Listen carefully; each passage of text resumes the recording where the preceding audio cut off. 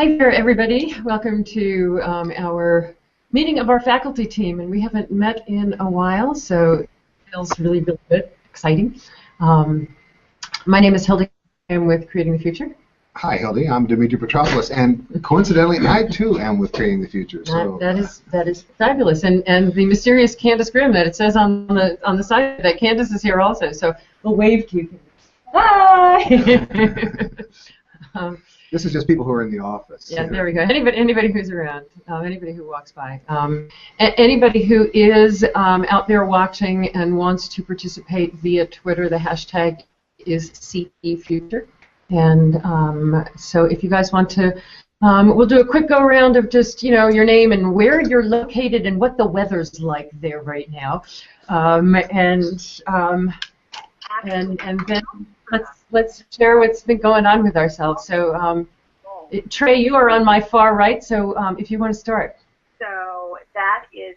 I'm Trey, and I am in Calgary, Alberta, Canada.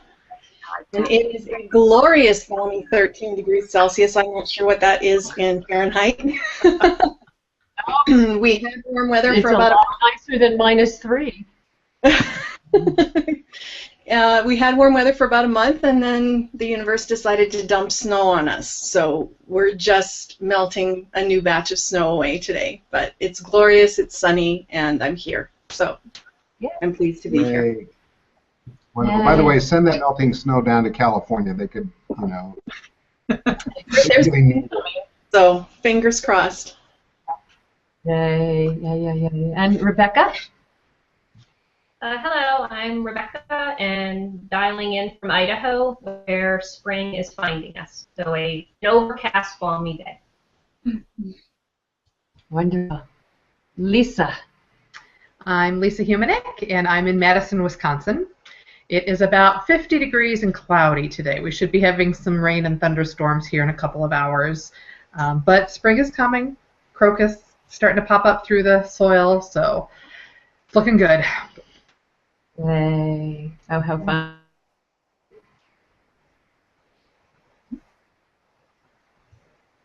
Kim Cho, you are muted. Sorry, I didn't even hear my instructions to start. I'm Kim Cho.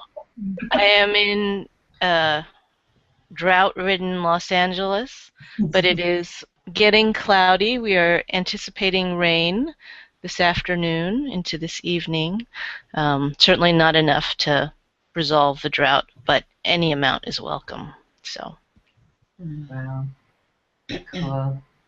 Justin? I'm Justin Pollock. I am in Washington, D.C., and cherry blossoms are bursting as of 2 days ago. Oh, wonderful. Have fun. Have fun. Ian Garson?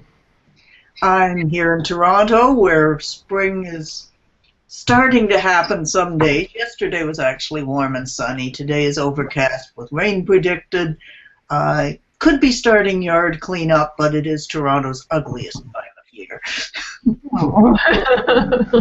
No green, no flowers. Last of the... just mud. Yep.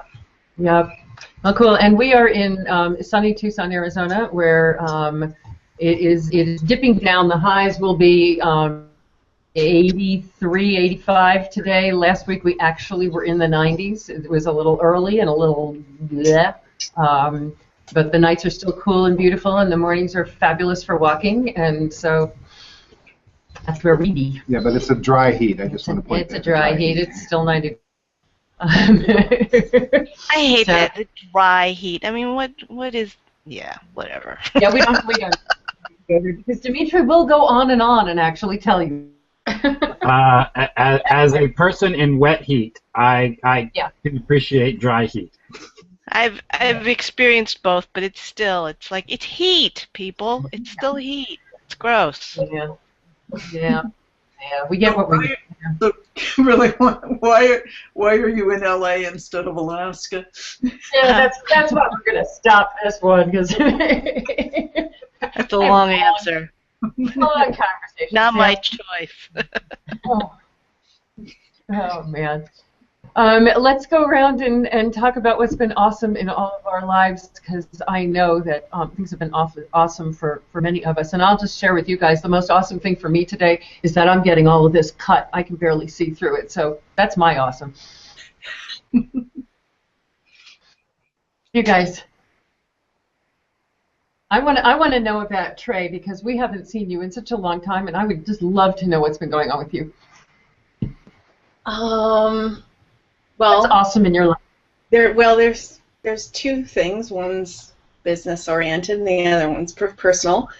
The personal one is the partner in my life is moving down to Calgary in August, and we're in the process of renovating a bathroom, and it's close to being done. So we're very excited to have a toilet and a shower again, and all those wonderful things. And on a professional level, it looks like some of the clients that I'm working with, their business clients, are getting very curious about the Changemakers course, and so we're having dialogue about that, and that's what has spurred me on to being here today. So there you go. Wonderful, wonderful. Who else? Who's got something cooking?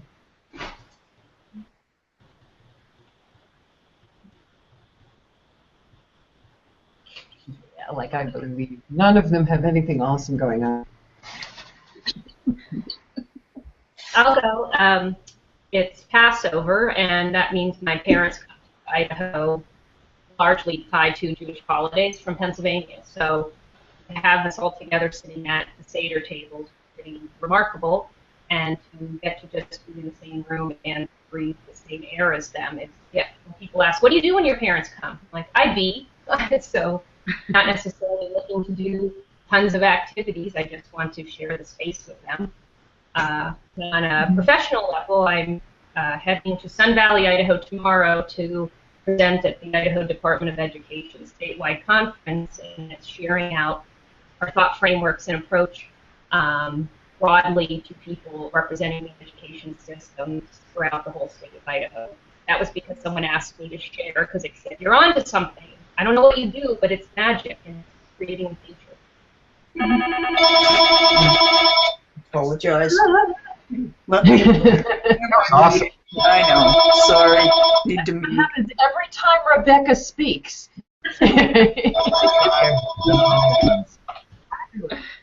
It's fabulous. Rebecca, share the title of the workshop that you're presenting to all of these educators from across the state. Yeah, I was asked to submit a workshop in the family community engagement track, and the title is Creating the Future We Want with Our Communities. Wonderful. Which is just awesome. Very, very cool. Wonderful. So, how about anybody else? What's going on that's awesome for you? Well, I'll share a professional one. So on Friday, I was teaching a course on supervision and using the framework to work through the course, and asked, what does awesome supervision look like? And, what does it really make possible for people?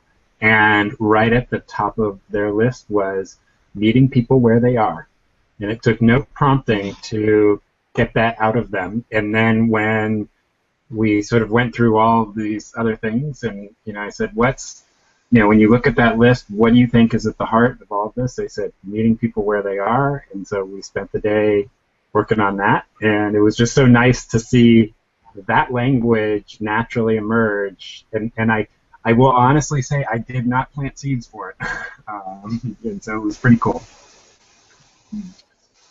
Oh, that's awesome. It is awesome. Love when that happens. I have a parent awesome. I had a conversation with my eldest last night, and it's funny to have conversations with your kids as adults. So he's like cooking dinner, got his headphones on, and so we're trading like recipe approaches. Not necessarily recipes, but how do you deal with this back and forth? And it's just an awesome experience to be having this conversation with somebody who, in your mind, is still 8 years old. Somewhere in your mind, they're still 8 years old, but the conversation is adult. And it's just awesome to kind of every once in a while in the middle of that, just thinking, wow, you used to hate vegetables. You would never eat them. And now you've got this amazing vegetable casserole thing that you're making, for dinner, and I'm thinking, that's wonderful, great. So that's my awesome. Is that That's sort of awesome. juxtaposition between today and how you remember them. Apologies for not muting my phone in advance and having to remember how to mute it. It's usually the problem. My awesome at the moment is I'm about to spend a few days hanging out with one of my favorite authors ever, which is Charles DeLint. He's a World Fantasy author winner and has dozens of books out, including 2 really good YA ones about kids in South California. You might want to look up. And I'll get to know his wife at last, who I've seen but never actually met in person. Hanging out with them's going to be fun.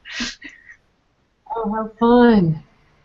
Apart from that, I think I'm just about ready to post a new section of my website around interim leadership. That's some stuff that's drafted, and I'm pretty excited that that'll be up very soon. That's Jay. That's tremendous. Wow. I have another question. Awesome is that I have been listening to the audio book of Amanda Palmer's, and I wholeheartedly recommend it. And one of the things that makes it awesome is she's reading it. So you're hearing the author's voice talking about the experiences and their revelations and everything else. So.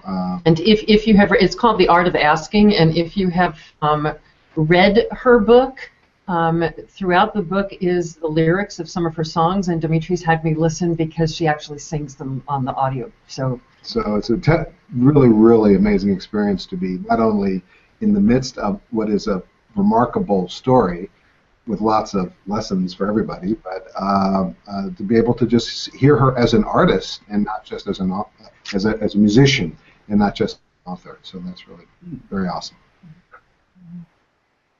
So what's going on with you, Kim and Lisa? Go ahead, Lisa. Okay. I think the professional awesome is I've really been diving into working on Madison Nonprofit Day, which is a fall conference for about 600 professionals in the sector from south central Wisconsin. And so we had a 2-hour meeting this morning starting to lay out the conference program and speakers, and it's getting exciting even though it's 6 months away at this point. Things are starting to come together, so that's really fun to see happening. And then personal awesome, we are headed to Daytona Beach tomorrow morning. Our daughter is on her university's dance team, and so we are headed down for the collegiate dance finals. And also, so you can imagine 4 or 5 hotels full of collegiate dance squads and cheerleading squads. It's a crazy week, but it's a lot of fun to be out there on the beach and watching them do their stuff out at the amphitheater. Oh, how fun! Yeah. Wonderful. And Gail is here just in time. Just in time to punt so that Kim doesn't have to say what's awesome. Saved by the bell. Nobody's ever called me a bell before. There you go. Yeah. A gong maybe, but not a bell. Yeah. So what is awesome with you, Ms. Valerian? Oh my God, I just came from the most amazing lunch conversation meeting with our lovely and wonderful Anne McKay and a good friend and colleague here in Guelph, and we're talking about some things we might be able to do together, and it was, yeah, I floated home. Oh, yay. Yep. Yeah. Hi guys, hi everybody. It's so nice to see you all. I know, isn't it exciting? Isn't it exciting? And what we may find out today, Gail, we may find out if Google Hangout goes above 10. Oh, cool. Yeah, because if that reminds me of Spinal Tap, right? This is Spinal Tap. Is it going to go to 11? Right. We're going to go. Just really appreciate Candace sharing that tip on what might help things work better for rebooting after Skype. I didn't know that one.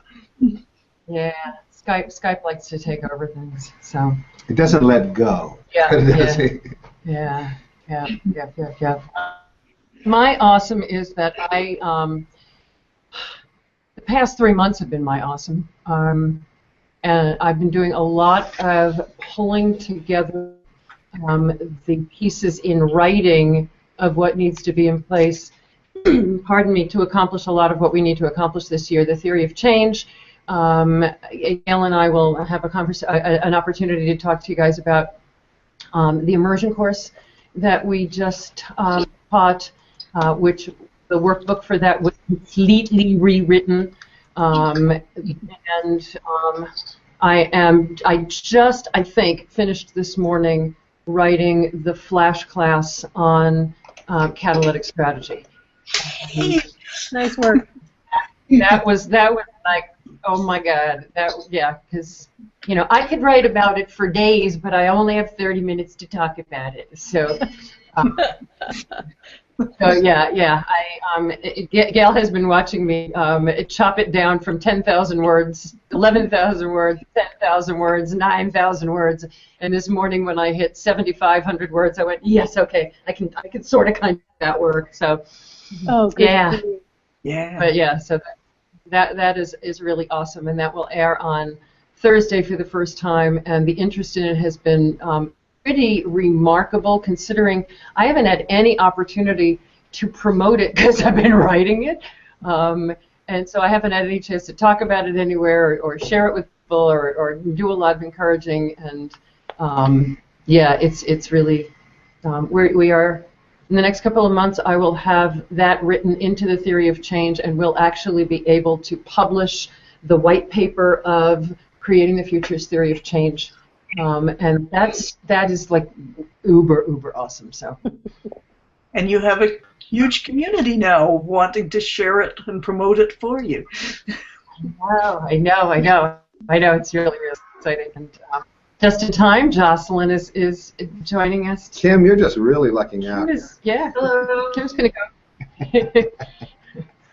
Hey there, Jocelyn. Can you hear us? Yes. Wonderful. And we can hear you. We were just going around and sharing what has been awesome in our lives recently. So, Candace, Nancy said didn't get the link. Could you send it to her directly? We're about to find out. 1, 2, 3, 4, 5, 7, 8, 9. Nancy will make 10. Nancy will make 10.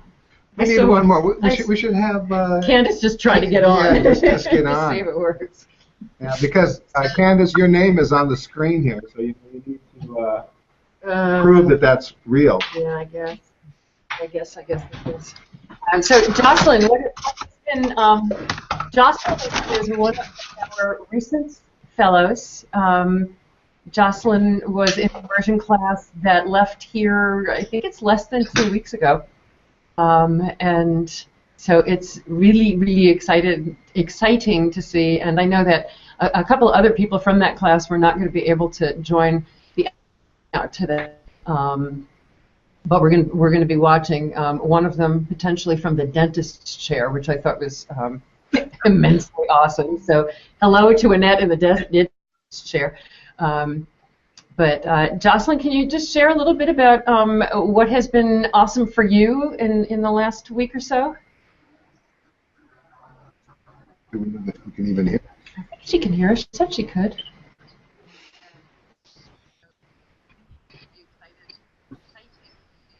Is that me? Yeah, that is you. Jocelyn. And I hear somebody I'm has sorry. it I'm on. having trouble hearing. So if you've got this on in the blog, you're going to need to turn it off or it'll echo.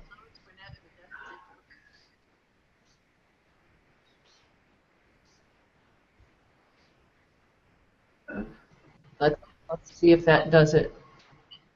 Yeah, I think that does it. Nancy is with us. Yay, Nancy's with us. We were sharing our awesomes, Nancy, and Jocelyn, if you've got something awesome that's been going on with you, if you want to pipe in and tell us what that was. Sure. I went up to upstate New York this week to talk to the incoming president of my professional association, and I essentially talked her through a catalytic listening session. and I talked her through the catalytic framework because she was somewhat concerned about how she was going to get her board year off to a good start, and she is very happy. Oh, wonderful. This is so cool. Wonderful, wonderful. This is so cool. I love it. Jocelyn, can I ask you for a favor? Jocelyn, Yeah? can I ask you for? Could you like aim your camera down if it's possible, just so we could see your face? Because right now I see your window. Yeah, all right. I was also going to say I think she may want to come take your course, Hildy. So, or everybody, the Creating the Future course. So I'm plugging for you wherever possible. Wonderful, wonderful, wonderful. And I love- Jocelyn, I love- how did it feel? How did it feel walking through the framework? It was great. It was like we were in a more like in a counselor or therapist's office, because we were up at her little country house sitting in comfy chairs. So it was not a real formal, painful kind of sit around the table with your laptops open. It was a real conversation with just a lot of note taking, but mostly just talking. And the Pollyanna principles were a great fit for what she says she needs. So thank you, and thanks all you guys. And I felt like it was a nice little, I don't know, well, I was going to say maiden voyage, but I'm a little old for that. It was a great test drive. Wonderful. Oh, Wonderful. that's exciting. That's exciting. And Nancy, what's been going on with you? I'm sorry that you didn't get the link. Oh, that's okay. I may have missed responding to an email somewhere to get put on the list or something. So, my awesome is something that happened at a school board meeting this week, and it didn't totally resolve wonderfully, but having the Creating the Future philosophy so infused in me comes in very handy in tense situations. We were having what turned out to be a very contentious school board meeting. The audience was really upset. We were trying to give a raise, and the teachers and support staff were were arguing with each other in the midst of the meeting about who deserved more raise, and it was getting really not pretty. And so the board president asked me if I wanted to say anything. And so I built on what the strengths the people in the audience had talked about, as far as the interdependence, that one can't do anything without the other, that if you have teachers, yes, the support staff have jobs, but if you don't have support staff, teachers are sitting in a dark room with no air conditioning and a dirty building and bathrooms that don't work, and so I built on what we all have in common, which is that we want the youth in our community to thrive. And so we need each other to do that. And so we wound up giving across the board raises, which did not make happy everyone, but nothing was going to. But it was trying to put the focus back on who we were as human beings, and that we are interdependent. And so, and it was just like I'm hearing these words coming out of my mouth going, oh my gosh, I'm channeling Hildy or something. I don't know. It just is so. You're channeling Nancy. That's just who I am now. So yeah, it was good. Things calmed down. People still were not entirely happy, but at least they were hearing another perspective, and really, hopefully, thinking more about, and then moving on, because this was just one blip in a big mission. So being compassionate and understanding is an important part of it. Wow. No offense to Hildy, but Nancy, I think you were channeling Nancy. That's where I was channeling Nancy. Yeah. Or Gail. I could be channeling Gail or Justin or any number of people at any given point, too. How about the Dalai Lama? There we go. Yeah, probably not so much, but I'd like Nancy, are you saying we've now got a hive mind, or we've been assimilated by the Borg? but it's a good thing. Yeah, I think so too.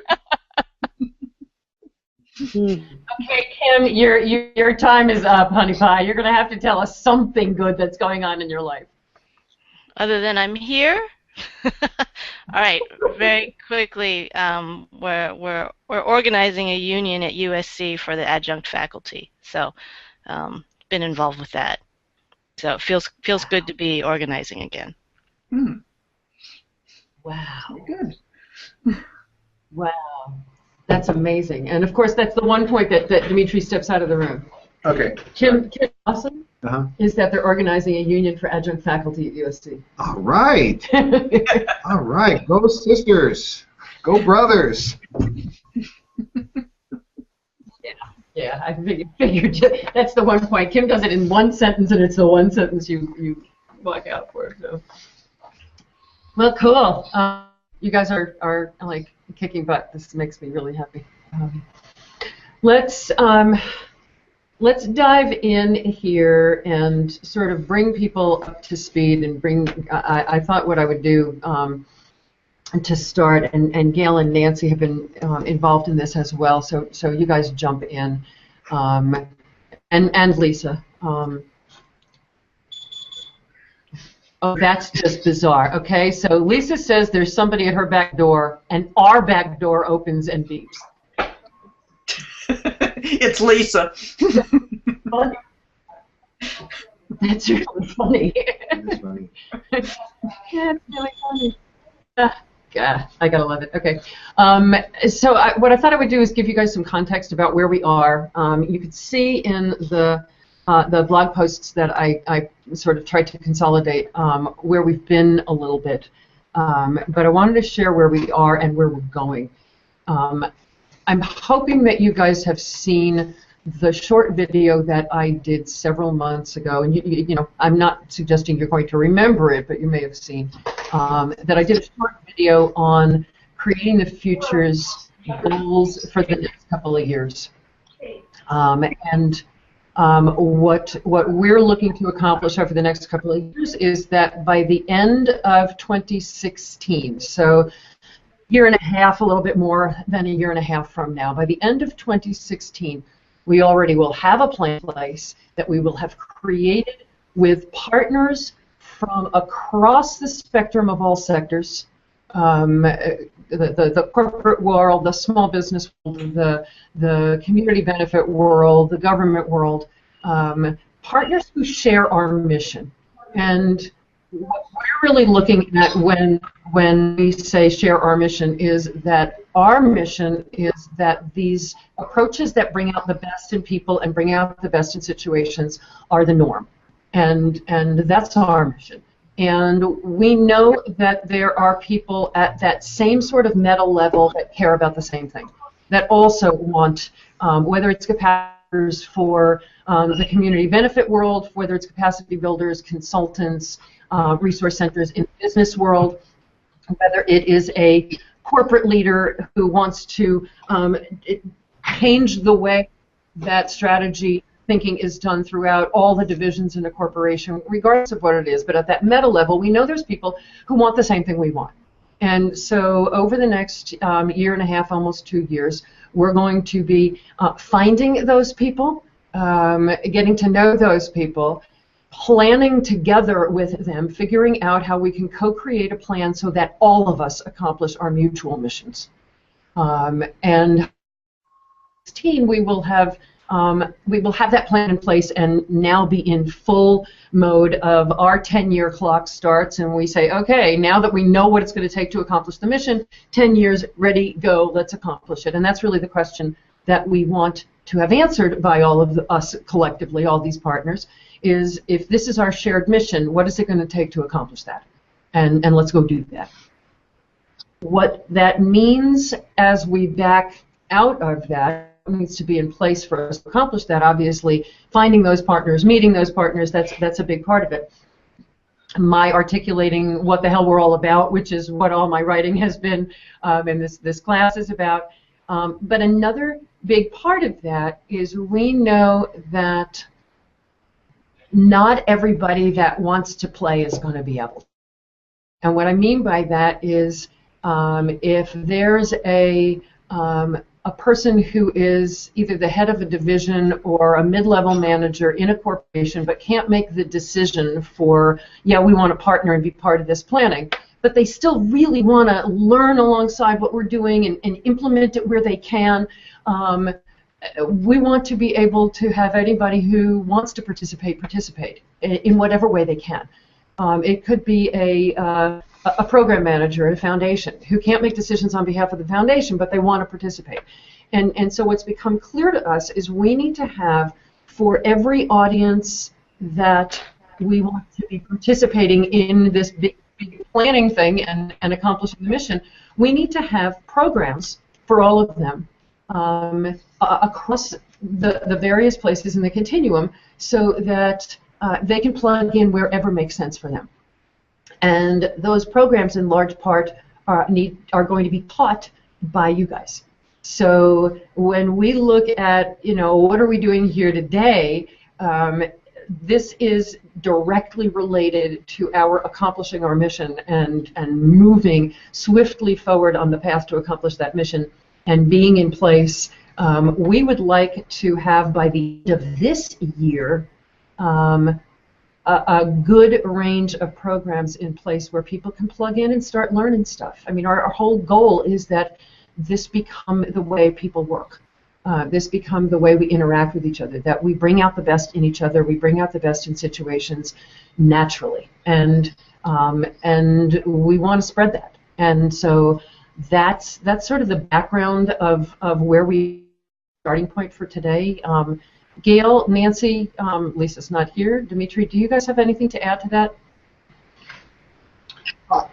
I watched the video again this morning as a reminder, the video for this, as a reminder, and I thought that was very helpful to think about it in the context of what the mission is and how, and I would recommend it, is really what I want to say, is that for everyone in this, if you haven't seen it again. So the strategic objectives video, the 4-minute. Yes. Yeah, that I thought that was very helpful to think about, well, what is the purpose of this? What we're trying to teach.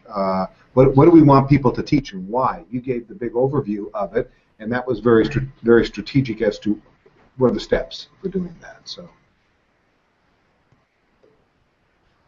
Gail, Nancy? I guess the only thing I would add to that is that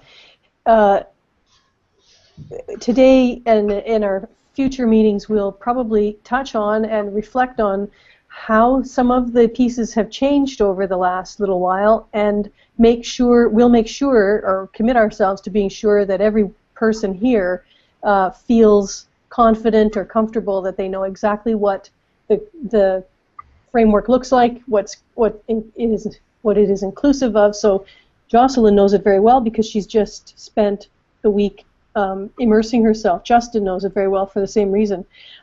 Some of the pieces have changed a bit, so we want to make sure that everybody is at this, sort of starting at the same place. Yep. Nancy, anything you would add? The only thing that I would add is that there may be other pieces out there that we haven't identified yet. Until very recently, we really were not talking about those middle manager kind of people as being in that partner group and being the focus of education, and yet the day that we recognized that some of those people are extremely good network weavers and have lots of connections to people who might want to be partners in this process, that was a real aha to say, oh, maybe there is a place that they need education. I think that we'll identify more of those pieces the further we get into this, that, oh, we didn't even think about how this group might be involved. And to add to that, one of the things that happened for me, of course, you guys know that I wasn't able to actually be there in person. So I spent a lot of the time listening, observing, and reflecting on what I was hearing and what I was seeing. And So we have now, and maybe you just said this, Hildy, I don't know, but we've now started to realize that there's content for us to teach in discrete pieces that we had previously been seeing as part of something else and part of immersion. So we've really started to stumble on lots of opportunity and possibility with the content that we've already got, let alone anything new that comes along. Yeah. I hadn't dived into that yet, but it begs talking about. When we first started doing some of our asset-based resource development for creating the future 3-4 years ago, it became very, very clear that if we were to bust up immersion into all of its pieces, parts, and that's immersion what it was 3-4 years ago, that there's programs across the continuum in there for a variety of audiences at a variety of stages across the continuum. One of the things that Gail and I spent a lot of time in both preparing for this past immersion, and it was a joy. It was actually a joy to have somebody to co-teach this with. We've talked for a long time that teaching immersion would always be co-taught, and that's the ideal, and it was just delicious, and I wish you were in the room, and I wish we were really co-teaching, but just the amount that we got to do was pretty awesome. One of the things that we've been talking about in the operations team, and just to let you guys know, the operations team is anybody that is really heading a major initiative for creating the future. So Gail and Nancy both as teachers that are getting ready to teach immersion. Nancy heading the MPCons, Gail heading the board, Lisa being in charge of the journal. And we meet every other week and go over primarily operational stuff. We've been talking about program development, and it's just becoming clear that the way we've always done things doesn't have to be the way we do things. The thing that became really, really clear, a couple things. One, if our mission is that everybody know this, feel this, be this, know how to be this way, teaching 8 people at a time in one location, wherever that is probably not the road to that. Having stuff available online where people can take it anywhere at any time makes a whole lot more sense. And that doesn't mean instead of, but it means in addition. A mom with small kids really has to struggle to figure out how to spend a week in Tucson, Arizona, or anywhere else outside of their own home, in addition to the cost, in addition to everything else. So that's one piece of it. And then the other piece is that really in the world of bust everything up and start over and pretend we never had any classes, what would we build? Which we're going to be doing over the next several months. Like I said, we'd like to have programs in place by the end of the year. Immersion happened, and Trey, I think you're the only one out of this group that was there. Immersion happened because a bunch of people prior to 2008 were saying, you know, basically that Harry meets Sally moment of, we want what Hildy's got. Whatever it is that you're doing, we want to know how to do this. Would you teach this? And we gathered together. Trey was in the room. There were 7 or 8 or 9 of us gathered together to figure out how would we teach this. And the result of that was, oh, we need 5 days in an immersive setting, blah, blah, blah. You know, that was the answer to a question that we were asking in 2008. And we're asking really, really different questions now. So we're not making any assumptions that there will be immersion as it has been. It could look very, very different because the goal is that this create the results that we want, not that we teach an immersion class. So those are the big pieces that are jumping out for me. Did I miss anything? I just want to add that it became obvious to me because other than you, I'm the only other person who has sat through all 15 immersion classes, how the density of material has so increased, even though a lot of it is not even taught in the class. So by that I mean that there's, pre-reading and materials and blog posts and videos. There's so little content. There's really so little content. Even in the class, it was very, very dense. And if I was walking into it and didn't have a lot of the background and history, it would be, a stretch to keep up with it, and to be able to walk out of it with a quality. I can put this into effect right away. But it's as Jocelyn is proving, as Susan is proving, it is absolutely powerful what the education is, what the process is in that 5 days. What I'm looking at is. Yes, it's very intensive, and do we shift some of the material that's in there? Do we move it out because this was the most intensive one? But I'm really looking at, and what we've been talking about is there's different ways of teaching. I don't disagree with that, and I was just noting as an observation that it has reached a point that is pretty impressive. Yeah, and it's just it gets. Yeah. So, Gail, Nancy, anything else? I'm ready to dive in. I'm sure these guys are ready to dive in. Yes. Cool. Okay.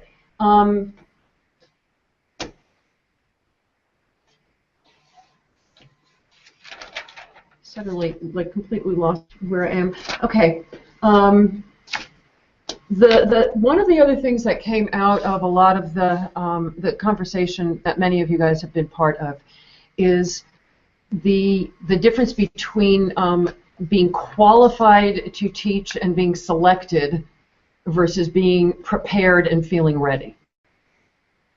And so what I think is probably a good place for us to be looking at is across the continuum. Some of what we're talking about, and I want to share with you guys that have been through this for the entirety, and I know that Kim is going through it, and God bless you, Kim.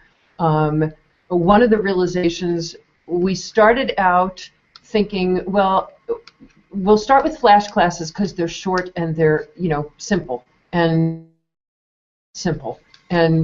what we all, yeah, they're not simple, and it's not simple.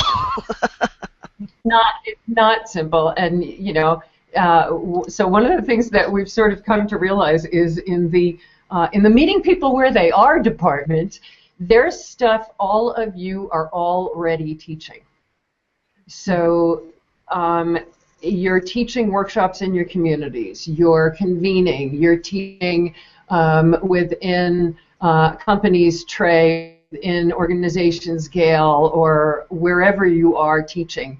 Are there ways that we can develop programs that are teaching on behalf of creating the future? So you take the content that you're already teaching, we make sure that it is infused, depending on where it is along the continuum, with the frameworks, and so that it's not, and Gail, you can speak to this, it's not, here's the script Hildy uses, I have to go out and say all of this the way Hildy says it, and quite honestly, we've all seen workshop programs that are that, which are the Stepford, teachers, that they all, but how do you infuse the frameworks into the stuff you're already doing in a way that you can teach that on behalf of creating the future? So Justin, you're doing it with a client, taking what you're doing so deeply infused with the frameworks and doing a workshop in Washington, D.C. that's open to the public, sponsored by Creating the Future, and pick one or two other collaborators. That's sort of where we've been playing with initially, and it really is depending on where you are and what you're doing. If some of you are doing webinars, are there webinars that Creating the Future that you're already doing this stuff? How do we make sure that it's just infused with the frameworks? And so that's sort of, how does that resonate with you guys in terms of the stuff that you're already doing? So I think there is I feel there's sort of a duality. I'm trying to straighten it out as I'm listening to you, because just as you mentioned, there's an element of the framework makes so much sense in so many places that when I'm teaching about whatever, so I shared teaching a course about supervision. Well, catalytic listening, when people say we want to meet people where they are, well, here's an approach.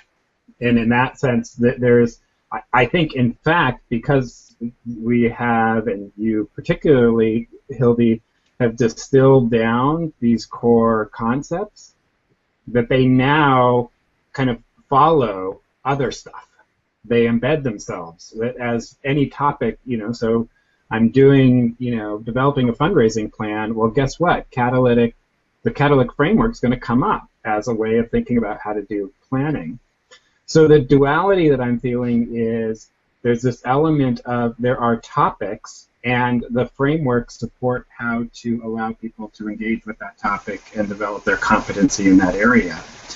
That is sort of one path, which I think is a path that naturally comes to me if I just do this. There's another path that I think is more like what immersion is, which is very explicit about really in-depth the frameworks and unpacking them, kind of taking the framework as the focus and blowing it out, and how does it apply to the rest of the world. And so that's where I'm sort of juggling, because I feel like the second of those two is very Creating the Future focused, which is here's a framework that has, that can be used to think about lots of other things. The other one is very topical and is going to be driven, in my case, by what I'm approached to teach. And so it's, in that case, I have to deliver a supervisor training. It's hard for me to recast. I'm going to do a supervisor training that's infused with the framework, but I can't spin that into a framework training of Creating the Future. I don't know if that makes sense to other people, how I'm explaining it. No, it makes sense. And what's helpful, I'll be really honest, what's helpful is that this has lived whole in my brain for several months now in terms of what this looks like, which means for me to explain it very, very simply. And so you guys, asking me questions and clarifying is really helpful. When we're teaching on behalf of Creating the Future, if we look at the continuum, there is nobody at red, orange, yellow is going to be anywhere near ready for the moving into what you're talking about, Justin, which is talking about the frameworks. Somebody at those very discrete early stages of the continuum are going to be looking for, I want a grant, I want my board to be better, I want something on supervision, given the yes and of the continuum, what does it take to build classes? So in your community, let's say, let's use that as an example. What does it take to build a class on behalf of Creating the Future? Justin Pollock is going to teach board recruitment in a 3-hour session for everybody in Washington, D.C. who wants to come. And it's a narrow topic, but it's deeply infused with the frameworks and deeply infused with our desire to take people from whatever stage they're in and open the door to the next stage. So critical. So that's where the continuum is so deeply embedded at this point in the work of Creating the Future. And so that's where, and especially, and so that's where I'm seeing it is the stuff that you're already teaching.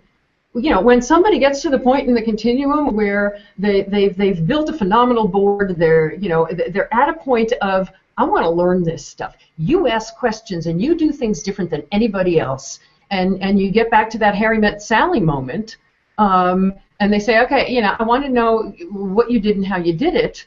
That's when you're also offering, and for the 5 people in the room that want to know about this, here it is. I can give you just the really, Lisa, you were in a workshop that did in Tucson 2 years ago, I think. It was March of 2013, so it was right around now. Sally Kasner was in the workshop as well. And it was a board workshop. It was at a where, quite honestly, Creating the Future needed the venue, and I said, oh, we'll just go out and do a workshop. We'll, charge $49, get a bunch of people in a room, and do a workshop. I crafted it very specifically. It was on, I think it might have been sustainability. I don't even know. Was it on? Okay, so it was on sustainability. It was all through the lens of the frameworks, and that's the frameworks that they worked 2 years ago. And it met people exactly where they were, intentionally along the continuum. And 2 of the people in that class, Lisa included, and Sally Kasner, I was speaking very specifically, mentioning the immersion course. It wasn't an advertisement for the immersion course. It wasn't. Neither of them might even remember that I talked about it during that. But again, as we're infusing the continuum and opening the door to what's possible in the language of when we're teaching stuff, that's sort of what I'm. Does that make more sense, Justin? Yeah, it does. But looks like Jane has something. Well, both of the ways you outlined, Justin, did sound familiar to what I'm trying to do as well. But I guess I'm trying to do a third approach at the moment, and that is look for forums where people want brand new ideas and innovative ideas. So I just did a proposal to a major conference of HR professionals, calling it Change the Question, Change the World, to talk to them just for 90 minutes, 60 minutes, I'm not sure yet whether I even have this gig, about how rethinking their questions could change the practice of HR for them.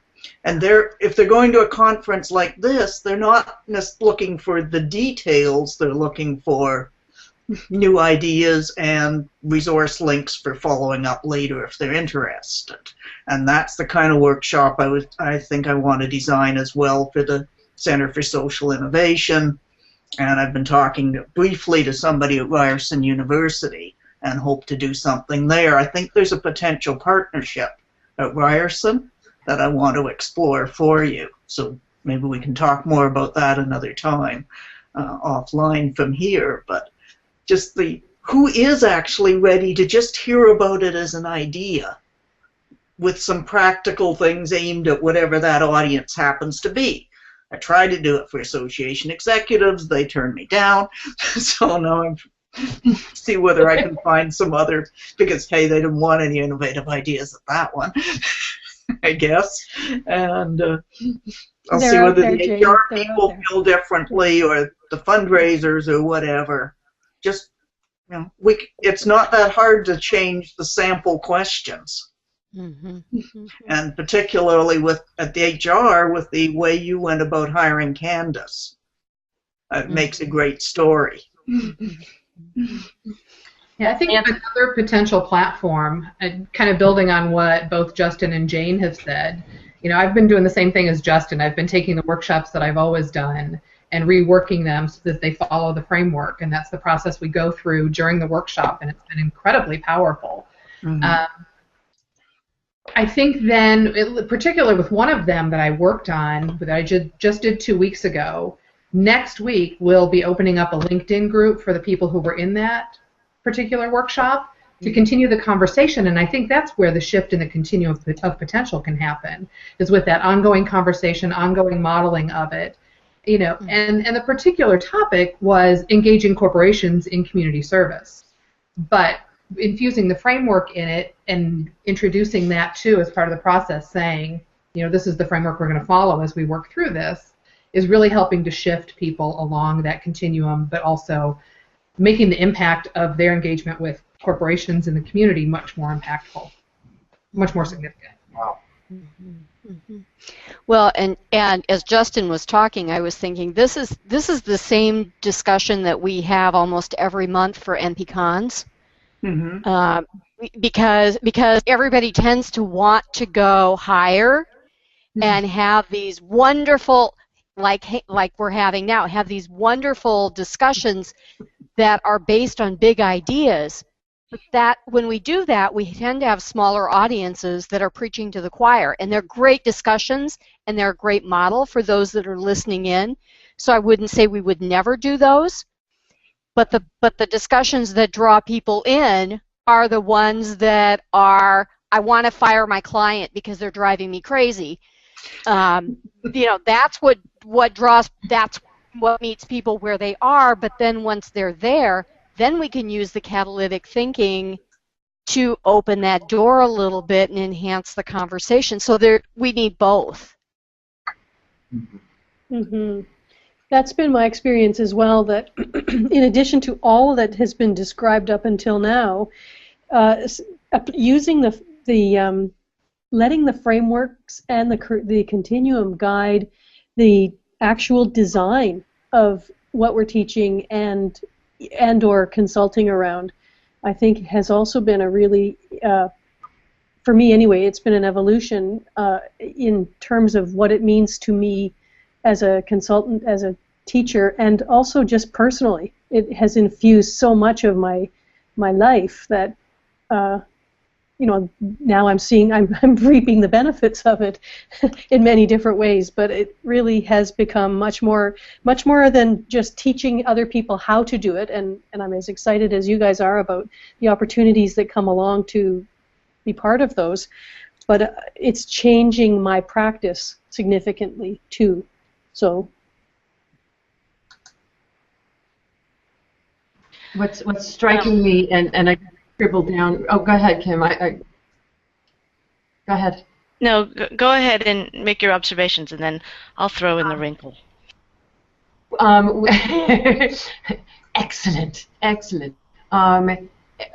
What we're talking about is what we've always talked about, but we're now being able to be more explicit about it, which is infusing the being into the doing. And that's really what you're talking about doing, Justin, and each of you, in terms of people come to they're asking for education when something's not working, when they want something more. Either the something that's not working is I want the next thing in my life. What's behind me isn't enough, or what's behind me sucks. But either way. And it's infusing the being into that. It's that combination. Go ahead, Kim.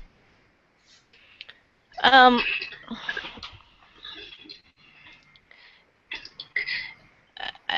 going to bring up the struggles that I've been having putting together the flash class that some of you were part of the discussion in helping me kind of brainstorm some of that out.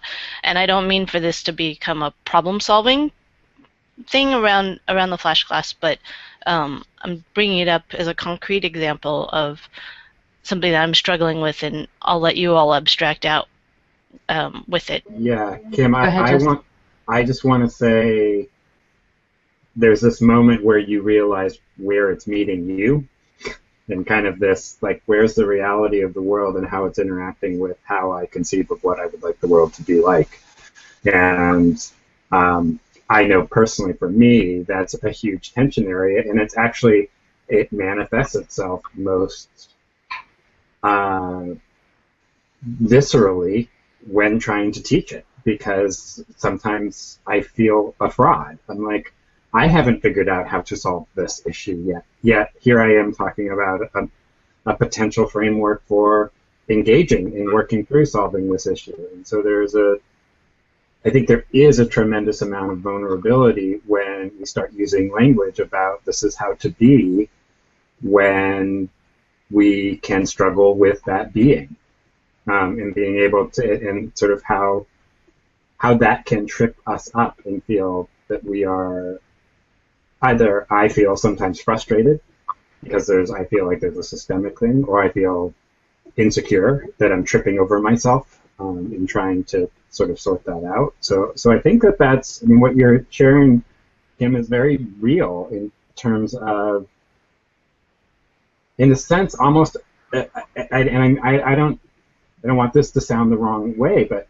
we have to somehow objectify what is sometimes so deeply subjective, but not make it inhuman, not make it impersonal, but somehow get a little bit of separation there to be able to see the forest. Would it be okay just to also to ask that, I don't want this conversation to stop, but I think I'd like to flag that at some point in the next little while, this conversation about what it means to be with people when they're running up against very difficult circumstances, no matter how pervasive it is, even if it was tiny, it would still be something that we should acknowledge together as people who are doing this work.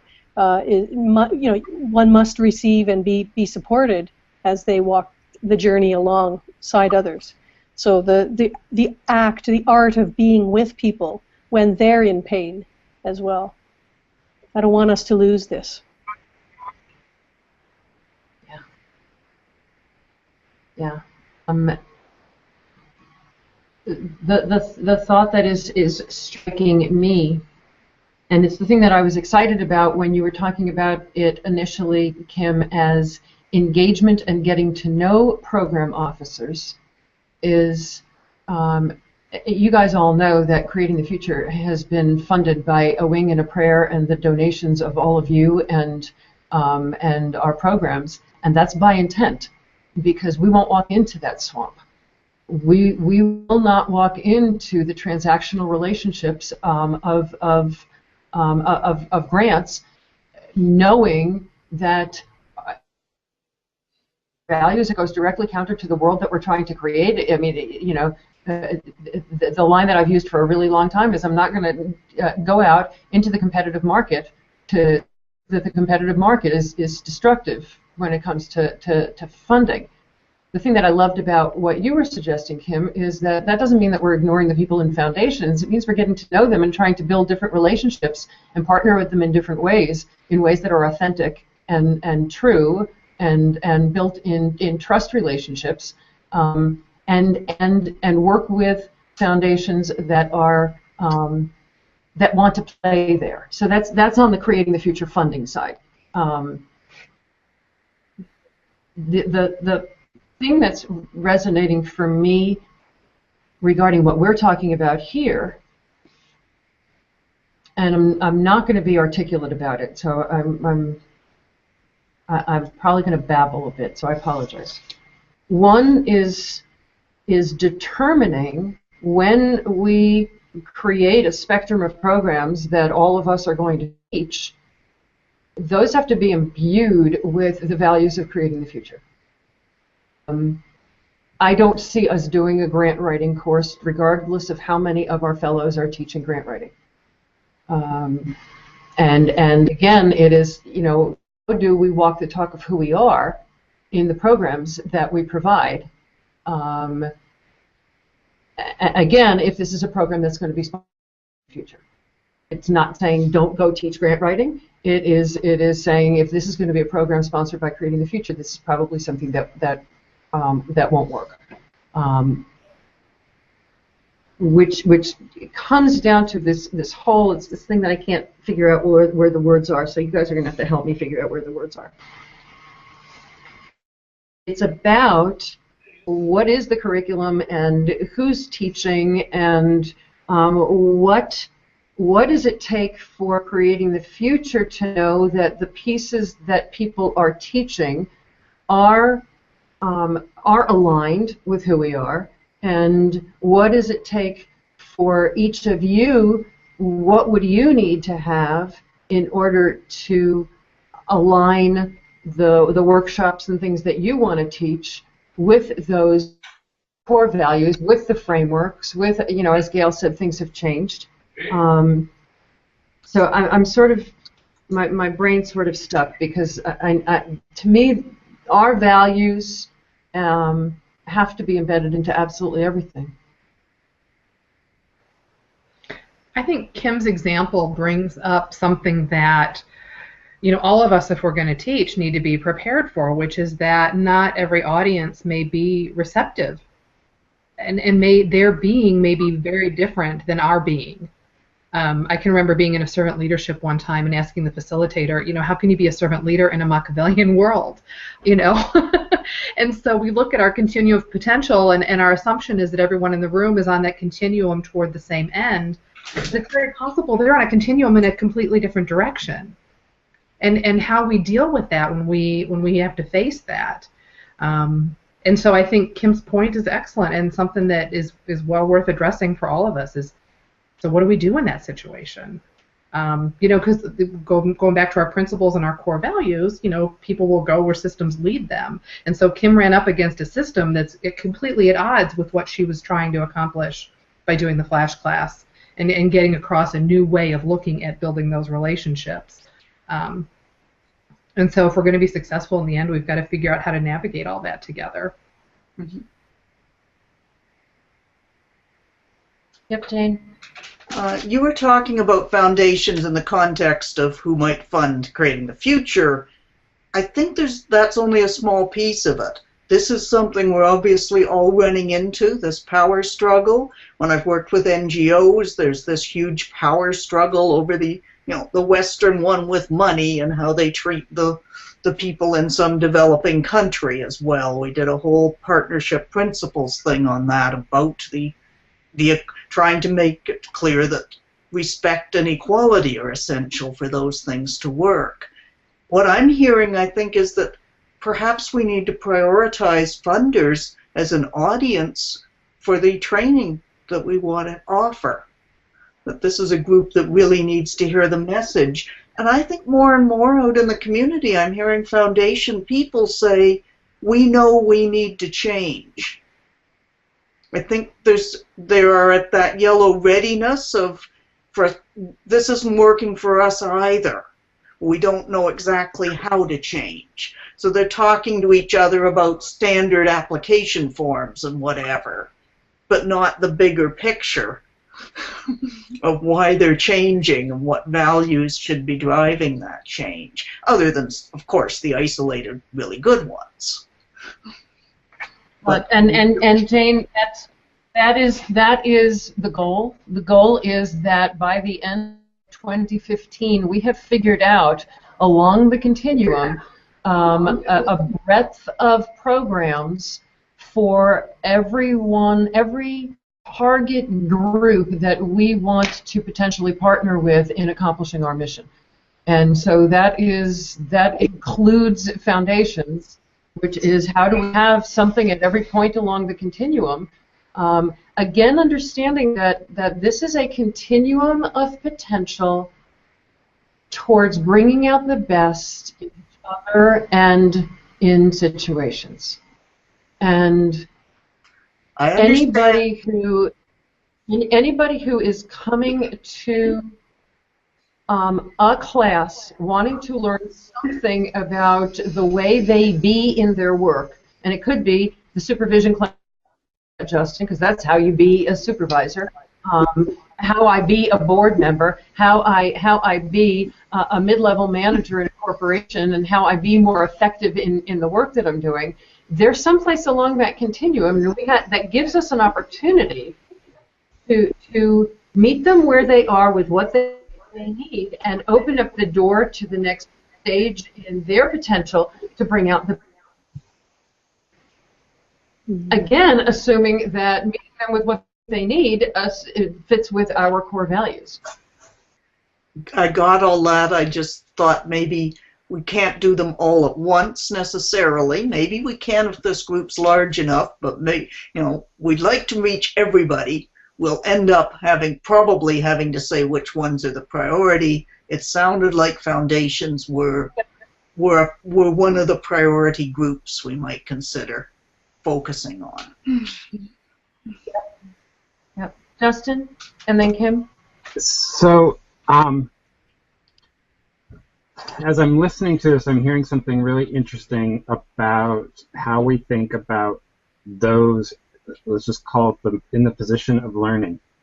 So as we're coming to this idea of being faculty and we're thinking about meeting people where they are, what Kim hit on was a dissonance that people experience. And I know my whole experience with Creating the Future is living with that dissonance of, I know this is, I like this, I think it's strong, I think it's powerful, but I'm constantly crashing into systems that just, run counter to it.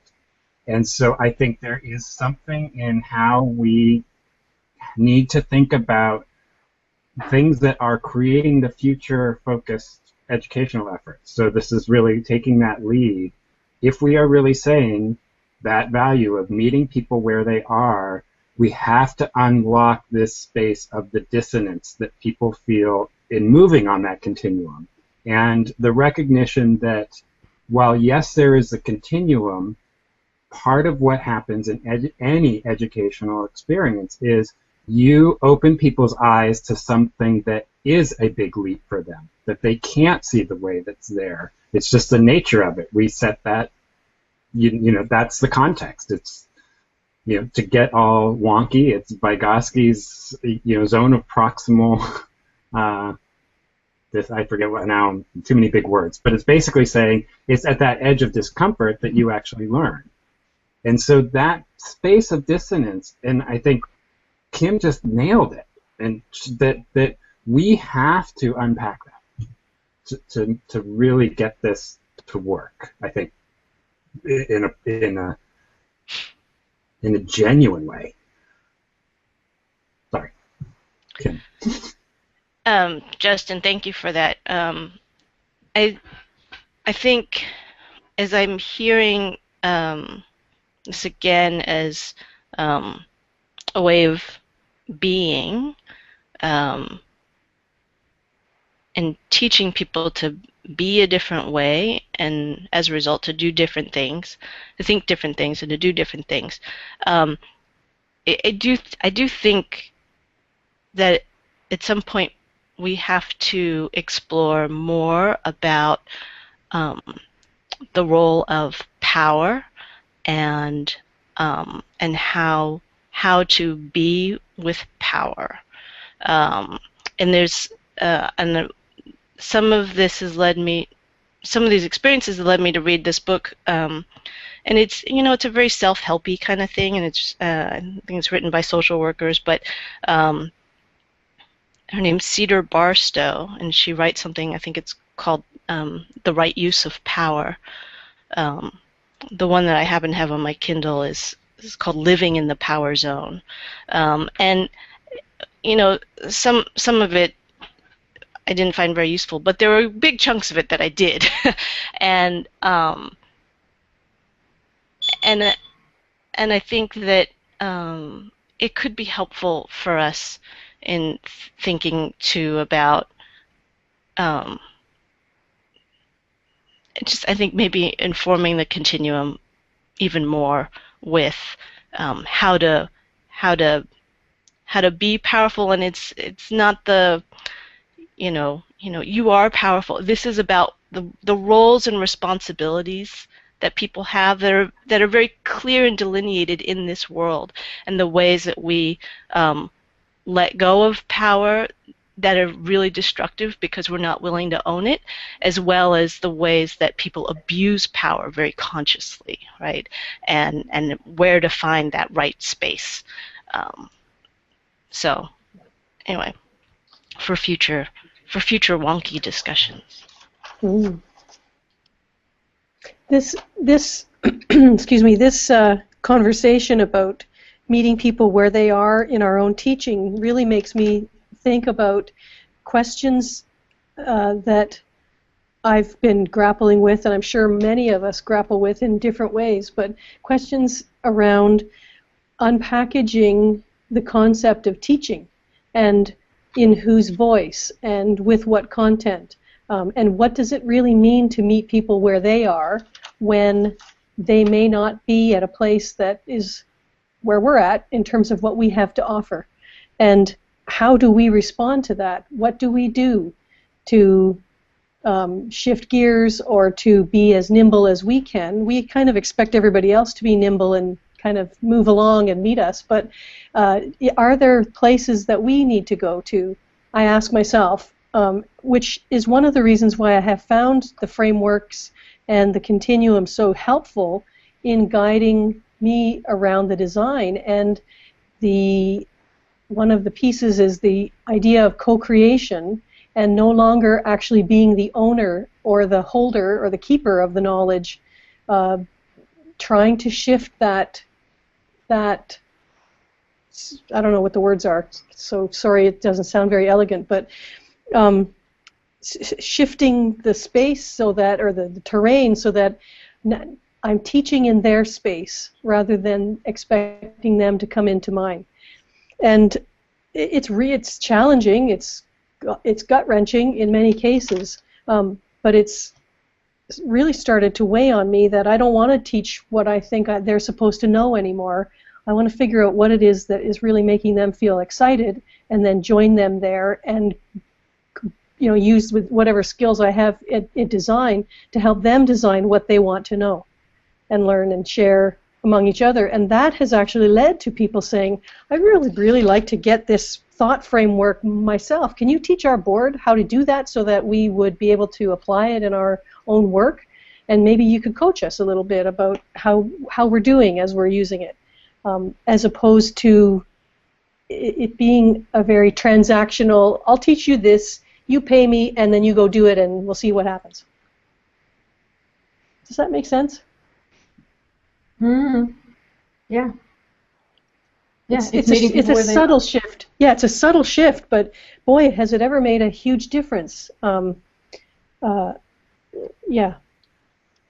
And I didn't get it until I was part of the immersion course. It really started to hit home for me then. Like, oh, okay, I see this. And I kept asking myself, so how would somebody else teach this course? How would if something happened and the rest of us had to pick up these pieces and teach this thing right now, how would we do it? And it suddenly made a lot of difference. How would we do it, and what exactly would we teach? Mm-hmm. And how would we meet folks where they were as they came into the room? And yeah. Right. Because, sorry, I'll just say one last thing. Because it's so much more about the being and the relationships than it is about the technology or the tool. Yeah. It is if you are in, green, blue, violet. If you're in yellow, even green, blue, violet, it is all about the tools. If you're in red and orange, and no, sorry. I mean for the person who's doing the teaching. Teaching. Yeah. Okay. Yeah. Okay. In the teaching. Yeah. Role, Well, and then it's not about the so tools. Let me step back and give the example again of and it is that line between what we're talking about here, which is teaching workshops, webinars, programs on behalf of creating the future, versus what you guys would teach in, whether if you guys are consultants in your consulting practice, in wherever you happen to be. So, we're not talking about that piece of it, which is where the chunk of your life is right now, which is teaching the stuff you teach in your consulting practice. What we're talking about is developing curricula that is taught on behalf of creating the future, that furthers our mission, and the continuum. So again, if we're meeting people where they are, and I am, I'm not Hildy, I'm just somebody in a community that happens to be Tucson, and I do a lot of work with boards. So let's go back 10 years. I was a board consultant, and I do a lot of work with boards. But I've been through the immersion course and stuff, and I would love to teach a workshop in my community on boards, because I know that there's a huge demand for it, because people want to know about boards. And so the content of that workshop and the framing that I do, and I love Lisa describing that she frames her entire workshop around the framework, and then infuses the framework into the pieces. So it's at the meta level, and then infusing it into the pieces that we're teaching. What are the pieces of what that content will be is what we're going to look to develop with you guys over the coming months. Is what do you'd love to teach on behalf of creating the future that fits in with our mission, which is simultaneously is the question of what are you teaching that you already want to teach, and us at creating the future figuring out what do we want people to learn. What are the pieces that we want people to learn along the continuum, and how can we infuse what we want people to learn into the stuff that you're already teaching, so that I don't know if I'm losing my words, but is that making any sense? Yes, ma'am. Rebecca. Well, I guess I have a real live thing that's happening that's speaking to the whole teaching on behalf of the creating the future and developing a curriculum, in getting this signed contract that I put no odds on with our statewide nonprofit center on the topic of community engagement. So I've never presented a workshop before on it.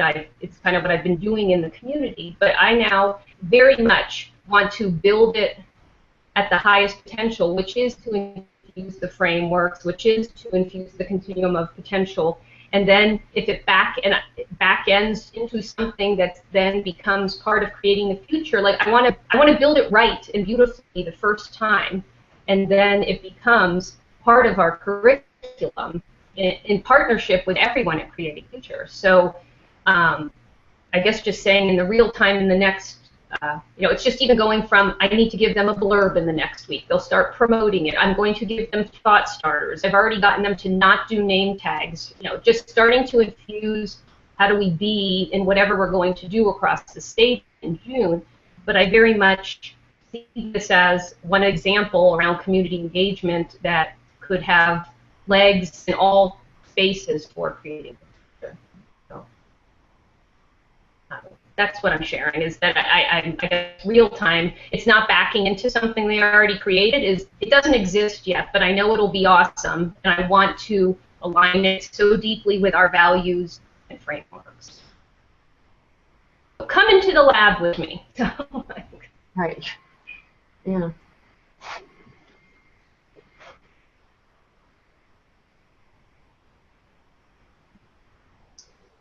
It seems to me that just one last sort of way of thinking about what we've been talking about. There's a couple of different approaches that we seem to be kind of toying with, or at least are sticking with me. One of the approaches is that we are talking about what do we want them to learn, and how will we facilitate that? How will we make that happen by creating curriculum, etc., that fits the goal of creating the future, which is the changing the questions, etc. The other approach, though, that I think we're also talking about and is equally valid is what do they want to learn that our framework can support and actually also create long-term change in practice and approach. For me, the second one is the one that I've stumbled upon that I'm finding so captivating right now. The idea that it doesn't matter what the content is, it doesn't matter what the topic is, this framework applies and is life-giving and invigorating no matter what you're talking about. If it's cat care or financial management of IBM, it really doesn't make any difference because it's so powerful. It works in all places, at all times, with all people. Yeah. Does that make sense? Yeah, it makes huge sense. It makes sense to me, and it kind of going back to thinking about sort of the two strands, which is one where we infuse the framework in the work that we do, and the other of intentionality with regard to creating the future. It seems like if we can take the meta picture of, if it is on behalf of creating the future, it should align with the mission, which is to spread the thought framework and people's ability to use it in their day-to-day. So what that says to me is it's much less about topics, but that it fundamentally is what I think Gail was getting at least it's what I heard when Gail was talking, my brain was making sense of it, is that the elements, and I like what Rebecca shared, of the intentionality of a Creating the Future program should have an element of very explicitly, transparency about the framework and how the framework carries forward for the people who participate. How is it that you are using this to begin to shape your thinking and doing and being? Whether we come into it through a particular topical piece, I really think about it much more of, so in very basic language, it is using catalytic framework to think about developing your board, as opposed to how to make a strong board using, and I'm going to teach you these skill sets. And so it's applicability of the framework and being very transparent about it. Saying what we're giving you is an example of how to use this framework in this context.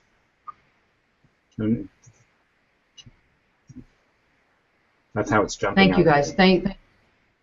No. Thank you both for finding the words that have been stuck in my head while I've been writing other words. What I'm drawing on my page here is a picture of the continuum. And seriously, Justin, before you said the words, I honest to God wrote, using catalytic thinking framework to recruit a board. That's what my out is exactly Gail. If you like that, come to the board meeting on Monday, because that's what we're going to be doing. Exactly. And it's where Rebecca is exactly. It is being explicit about what the piece is and fitting it into whatever it is you guys are doing, and that's where I have not been able to articulate to you guys, and you finally thank you. Yep. Hildy, Jocelyn had wanted to say something, and jump on in. Okie dokie. I'd kind of like to take off the table this notion of teaching and learning, because I think people are finding it stressful. And I suspect potential students or others may find it equally stressful. What I learned about, or what I am learning about creating the future, is it's about being and doing, and a little less about the more traditional, teaching and learning. So if I could just take like 90 seconds and talk about my grandiose vision to make money for you, make money for me, spread the word. I'm sorry, did I say that in the wrong order? Anyway, what I see as a real